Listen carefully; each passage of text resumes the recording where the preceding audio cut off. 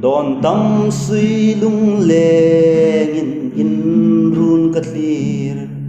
keival lung mol re thein ring nilang khom valdang in run in sang bel tu hai lai afim chang tu ni chu kalung tum alo ni sin khom o mangai in run sunga afim chang tu ni chu lo lung tum reng lang khom zaleng wal dang ingin thim na levar na hai kanai sino lein katling zo om sino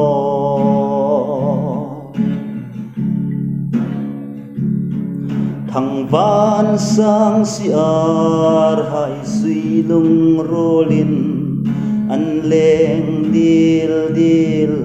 kop ten tlung lam suin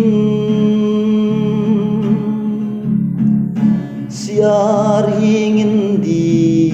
leng mun ve in la du dang leng dang reng hi kangai om sino sin khom o mangai in run sunga afim chang tu ni chu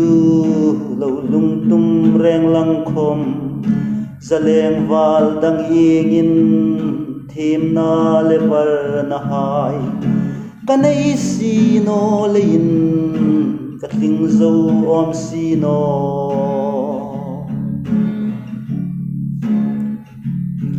sortla eng changin kangai zul lakche maten kan vai lung run i thang sino